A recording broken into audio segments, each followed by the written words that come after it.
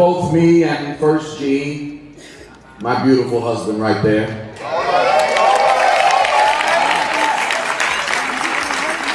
My thing is that was then, this is now. Let's go forward now with our lives. And I want to say to not only their community, but to every community. At 85, Shirley Caesar, the iconic gospel singer and former member of the legendary Caravans, is finally breaking her silence on long-standing rumors that have followed her throughout her life. From her childhood struggles to her rise to fame, she's ready to reveal the secrets she's kept for years. In this video, we'll uncover the truth behind the headlines as Shirley shares shocking revelations. Before diving into her story, let's take a look at her early years and how she embarked on her gospel music journey. Born on October 13, 1938, Shirley was the 10th of 12 children. Her father, James, worked in the tobacco industry and was also known throughout the Carolinas as the lead singer of a gospel quartet called the Just Came. This early exposure to gospel music played a crucial role in shaping Shirley's future career. At just 10 years old, Shirley began singing with her father's group, an experience that laid the foundation for her musical journey and ignited her passion for gospel music. Tragically, when she was only 12, her father passed away. Instead of derailing her budding career, this loss fueled her determination to succeed. After her father's death, Shirley entered a new chapter in her musical path by touring with evangelist Larry Johnson. This opportunity allowed her to hone her talents while reaching a broader audience. Johnson hosted a television show in Portsmouth, Virginia, giving young Shirley invaluable experience performing for both live and televised audiences. In 1951, at the age of 13, Shirley achieved a significant milestone in her career. In her early career, Shirley recorded her first song, "I'd Rather Have Jesus," a pivotal moment that showcased her talent and set the stage for her future success in the gospel music industry. It's remarkable that, at such a young age, Shirley was already making her mark in the music world while still attending high school. Her dedication to her craft was evident as she toured throughout the Carolinas, honing her skills and building a devoted fan base. This period of her life highlights the incredible work ethic and passion that would define her career for decades. However, Shirley's journey was not without its challenges. Growing up in North Carolina during the era of Jim Crow laws, she faced discrimination and obstacles that could have discouraged a less determined individual. Shirley recalls incidents where restaurants would suddenly put up closed signs when she and her friends tried to enter, illustrating the harsh realities of the time. Despite these difficulties, her resolve only grew stronger, shaping her into the resilient artist she would become. She faced clear indications of the racial prejudice prevalent at the time, which also extended to her school experiences. Shirley recalls a particular incident when a lady distributed cookies to all the children. While the white children received fresh cookies, Shirley and her black classmates were given stale ones. Much of Shirley's resilience can be attributed to her mother, Hannah. Despite the challenges they faced, Hannah instilled in Shirley the importance of self-respect and perseverance, lessons that would prove invaluable throughout Shirley's life and career, helping her navigate the often difficult path to success in the music industry. After graduating from high school, Shirley's determination led her to pursue higher education. She enrolled at North Carolina Central College, where she studied business education. It was during her time in college that Shirley began to experience what she believed to be a divine calling. During a typing test, she heard someone call out her name. Confused, she turned to the young woman next to her and asked if she had spoken. Later, as she lay on her bed at home, she heard the same voice again. This time, the message was clear.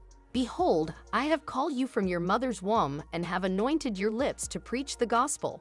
This profound moment marked a spiritual awakening for Shirley, leading her to interpret it as a sign that she was destined to spread the gospel through her music. This belief became a driving force in her career, influencing her decisions and shaping her approach to gospel music. In 1958, at just 19 years old, Shirley made a decision that would change the course of her life and career. She approached Albertina Walker about joining the Caravans, one of the most popular gospel groups of the time. Albertina, impressed by Shirley's vocal talents, was eager to welcome her into the group. This opportunity was so significant that Shirley decided to put her education on hold to pursue her musical career full-time. Joining the Caravans marked the true beginning of Shirley's professional music career. The group provided her with a platform to showcase her talents to a wider audience and learn from seasoned performers. However, life on the road with a popular gospel group also brought new challenges for the young singer. Shirley's first night as a member of the Caravans felt like a baptism by fire. She found herself alone in Washington, D.C., staying at the Casbah Hotel on U Street, an area rich in African-American culture and history. It was her first time staying in a hotel, and the experience left her feeling vulnerable and uncertain as she navigated this new chapter in her life, alone. This night also presented Shirley with her first test of character in her new role. A male gospel singer staying at the same hotel for an upcoming performance made an inappropriate advance toward her. Shirley handled the situation with maturity beyond her years, firmly rejecting his advances and protecting herself from potential harm. As Shirley settled into her role with the Caravans, her talent began to shine. She performed alongside notable gospel singers such as Albertina Walker, Cassietta George, Dolores Washington, Josephine Howard, Eddie Williams, and James Hearn. This experience allowed her to learn from some of the best in the business and further develop her own unique style. During her time with the Caravans, Shirley recorded several songs that would become hits, with her biggest success being Sweeping Through the City, followed closely by No Coward. These songs not only showcased Shirley's powerful voice, but also highlighted her ability to connect with audiences through heartfelt performances. However, as is often the case in the music industry, tensions began to develop among the members of the Caravans in the early 1960s. By 1961, Shirley felt called to pursue a different path. She made the difficult decision to leave the group and devote herself full-time to evangelical work.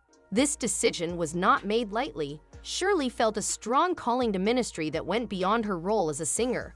As she put it, "There was no need for me to keep disappointing people. The Lord called me out. My ministry is much more dynamic than my singing."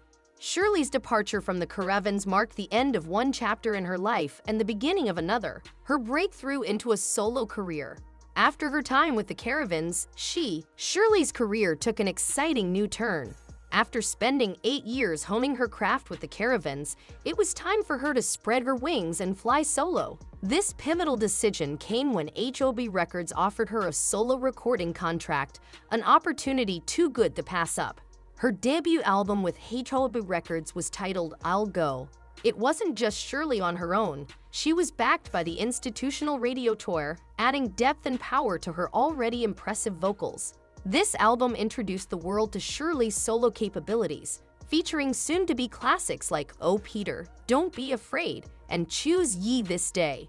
These songs showcased her unique voice and her ability to connect with listeners through her music. But Shirley was just getting started. She followed up her debut with a string of hits that truly put her on the map as a solo artist, including powerful tracks like Satan, We're Gonna Tear Your Kingdom Down, and God's Not Dead, He's Yet Alive became fan favorites. Another standout hit, Don't Drive Your Mama Away, resonated deeply with listeners and solidified Shirley's place in the gospel music scene. In 1971, a significant milestone in her career came when she won her first Grammy Award for her rendition of Put Your Hand in the Hand of the Man. This recognition from the music industry validated her talent and hard work, affirming her decision to pursue a solo career. By 1975, Shirley achieved another major success with her first gold record for No Charge. The song quickly became a hit, touching the hearts of many and demonstrating her ability to create music that was not only melodious but also conveyed powerful messages. Despite these achievements, Shirley felt a growing desire to reach even more people through her music. Shirley began to feel that her time with HOB Records might be limiting her potential audience. When her contract came up for renewal in 1977, she made the bold decision not to renew it, eager for a change that would allow her music to reach a wider audience. That same year, she took a controversial risk by signing with Roadshow Records, a secular label. Her debut album with Roadshow was titled First Lady, a name chosen by the producer to reflect Shirley as the first woman to record for the label. Little did they know, this title would follow her throughout her career. While First Lady featured lyrics deeply rooted in gospel, the musical style was perceived by many in the gospel community as too worldly. This departure led to pushback, with several gospel DJs refusing to play tracks from the album. Despite the pushback, one song from the album, Faded Rose, became a classic for Shirley. However, the overall reception of First Lady was lukewarm and it didn't sell well. Interestingly, the title caught on in the gospel industry, and Shirley soon found herself being introduced at concerts, on radio shows, and by gospel promoters as the First Lady of gospel music. Determined to give Roadshow Records another chance, Shirley released her second album, From the Heart, in 1978. Unfortunately, it faced the same challenges as her first album. The gospel community still deemed the music too secular, and the album received poor reviews. Recognizing the need to return to her gospel roots, Shirley began searching for a label that could help her connect with her audience while remaining true to her musical style. In 1980, she found the perfect fit with Word Records. Her time with Word Records proved to be incredibly fruitful, as over the next several years, Shirley won multiple Grammy Awards, demonstrating that she had truly found her groove. Many of the biggest hits of her career emerged during this period, defining her sound and solidifying her status as a gospel music icon. One notable hit was God's Got It All in Control, a song that resonated deeply with listeners and showcased Shirley's unwavering faith. Another standout, Hold My Mule, would later gain new life as a Thanksgiving-related internet meme titled You Name It, introducing Shirley to a whole new generation of fans. Other major hits from this era included He's Working It Out for You, Jesus, I Love Calling Your Name, and You're Next in Line for a Miracle. These songs not only highlighted Shirley's powerful voice, but also her ability to convey heartfelt messages that inspired and uplifted her audience. Her ability to deliver messages of faith and hope touched people's hearts. Throughout her solo career, Shirley made a name for herself on the gospel music circuit, becoming a familiar face on popular television shows, including regular guest appearances on The Bobby Jones Gospel Show. These appearances significantly boosted her visibility and helped grow her fan base. Despite her solo success, Shirley never forgot her roots. She always credited Albertina Walker, her former bandmate from the Caravans, as her mentor, affectionately referring to her as the Queen of Gospel Music. Shirley expressed deep respect and gratitude for the woman who had given her a big break all those years ago. However, despite her long-standing reputation as a beloved gospel artist, Shirley found herself at the center of discussions about inclusivity and diversity within the gospel community. Her ability to deliver messages of faith and hope touched people's hearts. Throughout her solo career, Shirley made a name for herself on the gospel music circuit, becoming a familiar face on popular television shows, including regular guest appearances on The Bobby Jones Gospel Show. These appearances significantly boosted her visibility and helped grow her fan base. Despite her solo success, Shirley never forgot her roots. She always credited Albertina Walker, her former bandmate from the Caravans, as her mentor, affectionately referring to her as the Queen of Gospel Music. Shirley expressed deep respect and gratitude for the woman who had given her a big break all those years ago. However, despite her long-standing reputation as a beloved gospel artist, Shirley found herself at the center of discussions about inclusivity and diversity within the gospel community. Acceptance within the church community. The controversy began when fellow gospel singer Kim Burrell made headlines for a sermon that many considered anti-gay. Burrell reportedly used strong language to condemn LGBTQ individuals, describing them and same-sex relationships in graphic, derogatory terms. This sermon sparked widespread outrage and condemnation, even from some of Burrell's friends and collaborators in the music industry. In response to the backlash against Burrell, Shirley chose to weigh in during a sermon at First Baptist Church of Glenarden in Baltimore. Her comments surprised many fans and followers. Rather than distancing herself from Burrell's remarks or calling for greater understanding, Shirley suggested that Burrell should have spoken out earlier. Specifically, Shirley was advocating for a more proactive stance on inclusivity within the church, reportedly stated that Burrell should have made her comments years ago, particularly in light of changes at the presidential level. While Shirley didn't specify the exact events she was referencing, many assumed she was alluding to the Supreme Court's legalization of same-sex marriage in 2015. Her comments seemed to align her with Burrell's stance, catching many off guard. As a respected figure in the gospel music world, Shirley's words carried significant weight, and her apparent support for Burrell's controversial statements sparked discussions about the role of inclusivity in the church and the responsibilities of public figures when addressing sensitive topics. Adding another layer to the controversy, Shirley advised caution regarding one's words in the age of social media. She reportedly suggested that church leaders should collect cell phones at the door when they want to discuss sensitive matters, highlighting the challenges of communication in today's digital landscape. To their congregation, as criticism mounted, Shirley felt the need to clarify her position in an interview with Bishop George Bloomer, addressing the controversy head-on. She stated that she was too old to be homophobic and emphasized that she would never intentionally say anything to harm anyone. In her own words, Shirley said she knows who she is and would never say anything ugly about anyone, asserting that she simply doesn't have time for negativity. She explained that she's in the fourth quarter of her life, focusing on being the best humanitarian and person she can be. Shirley also sought to contextualize her earlier comments about the timing of Burrell's remarks, questioning why this issue was being raised now. She wondered why someone would disrupt the community with such statements, aiming to promote a more compassionate dialogue, their life over something like that. The icon suggested that what's in the past should be left there, urging everyone, regardless of their community, to move forward. In an attempt to bridge the divide, Shirley concluded her statement with a call for love and acceptance, emphasizing that all people should be embraced, regardless of their affiliation. She reportedly quoted the Bible, saying that through love, all men will know we are his disciples. Shirley highlighted that Jesus didn't specify whether this love was for the LGBT community or the NAACP. It was simply a call to love one another.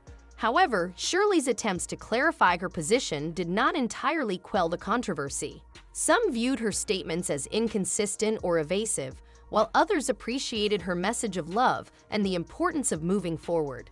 Interestingly, Shirley's involvement in this controversy led to unexpected discussions about inclusivity within the gospel community and the evolving role of faith in addressing social issues. Consequences: some individuals began circulating claims about Shirley's past, suggesting that she may have had relationships with women. These unsubstantiated allegations were seen by some as an attempt to highlight perceived hypocrisy in her stance. The controversy surrounding Shirley's comments also sparked broader conversations about queerness in gospel music, drawing attention to other Christian artists who had come out as LGBTQ, thereby challenging traditional views within the Christian music industry. For instance, Trey Pearson, the lead vocalist of the Christian rock band Everyday Sunday, came out as gay in an open letter to fans. The band was known for its popular contemporary Christian music, and Pearson's announcement sent shockwaves through the Christian music community.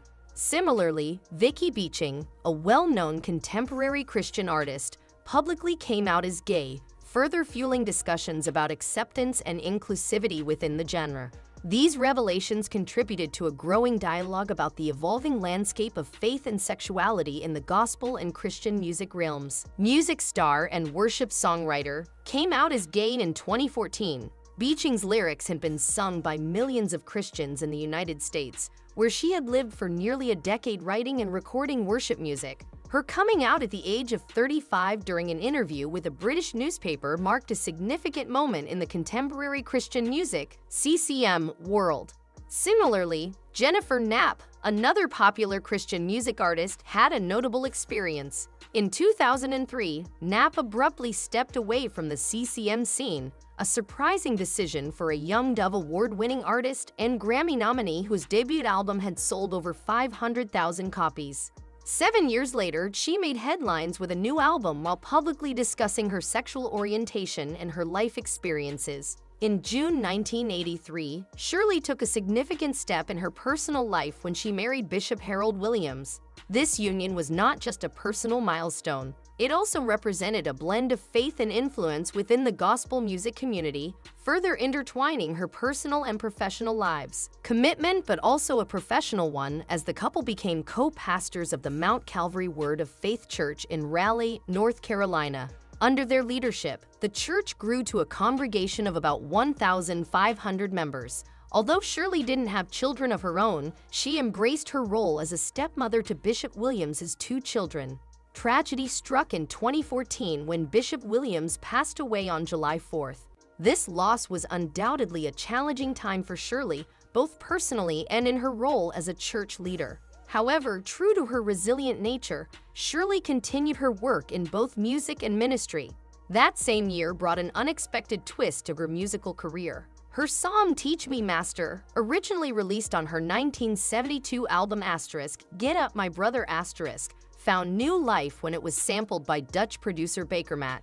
The resulting track, simply titled Teach Me, reached new audiences and revitalized interest in Shirley's work, demonstrating her enduring impact on the music scene. Number 22 on the UK singles chart. This crossover into electronic dance music introduced Shirley's powerful vocals to a new generation of listeners and showcased the timeless quality of her music. In 2016, Shirley had another notable year, proving that her musical career was far from over when her CD Fill This House topped the gospel Billboard chart.